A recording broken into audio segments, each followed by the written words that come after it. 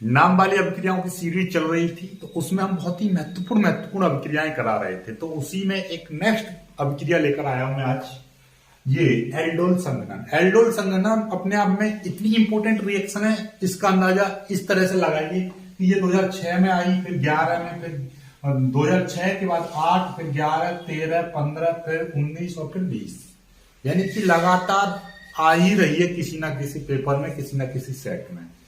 बहुत बेहद important reaction है और बहुत ही प्यारी रिएक्शन है, इसको समझो जरा। ये क्या कह रहा है?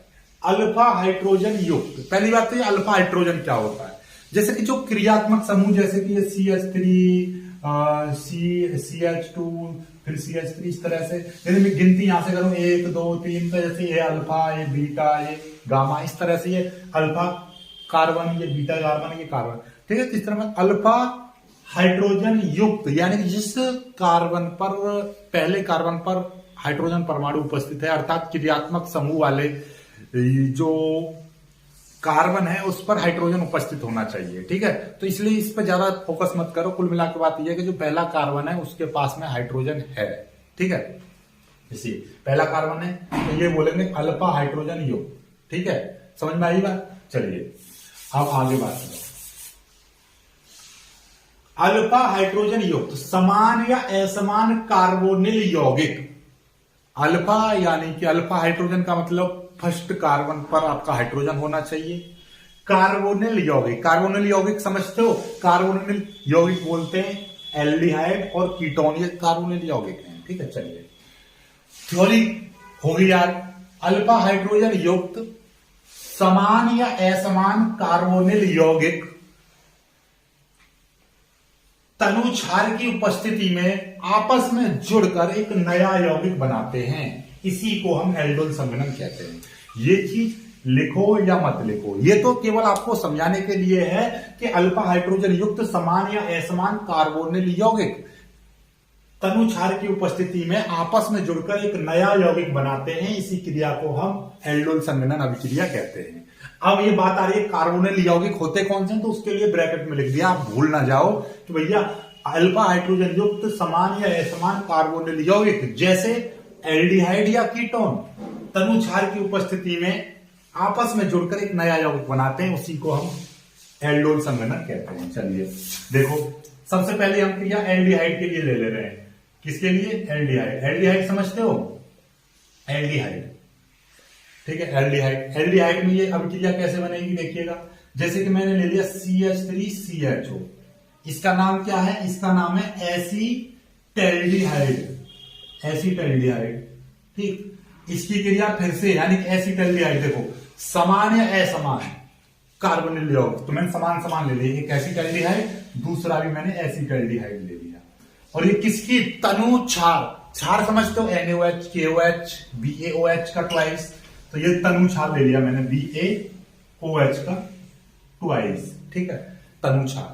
तो एसीटैल्डिहाइड, एसीटैल्डिहाइड तनु क्षार की उपस्थिति में क्रिया करके क्या बनाता है? आपस में जुड़कर, यानी यही चीज आपस में जुड़ जाएगी, एक नया यौगिक का निर्माण करेगी। जुड़ेगी कैसे देखिएगा। ये CH3 जो करता हूं, देखिए आपको घबराना नहीं है, ये CH3CHO जो करते हूं।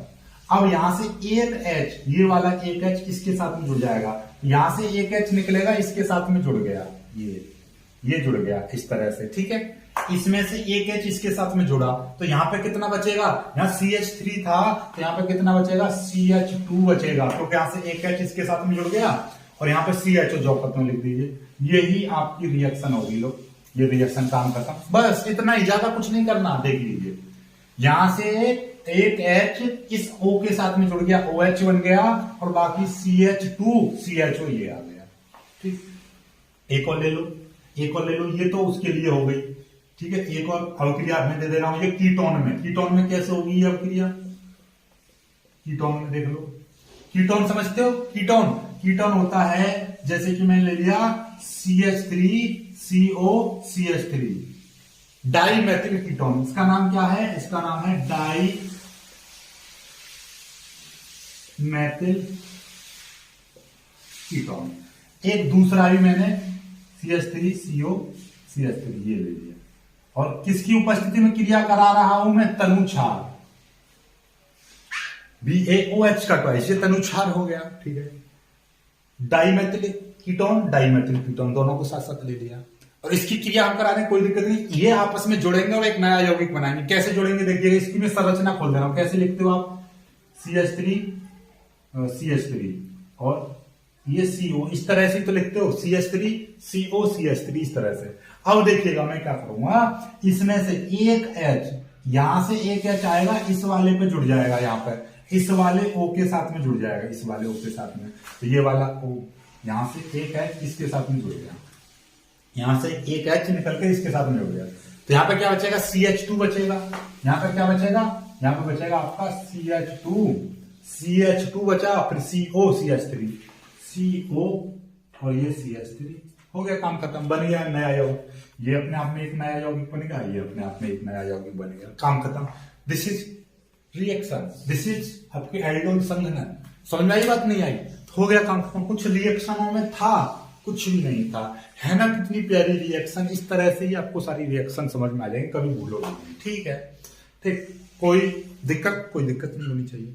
यहाँ पे आपका C2H5 भी ले सकते हो, कोई दिक्कत वाली बात नहीं है। यहाँ पे ले लिया आपने C2H5 CHO ले लिया, यहाँ पे CH3 CHO ले लिया, ठीक है। एक H इसके साथ में जोड़ दीजिए, कोई दिक्कत नहीं है। यदि यहाँ पे होता, यहाँ पे आपने C2H5 CHO ले लिया, कोई दिक्कत नहीं है।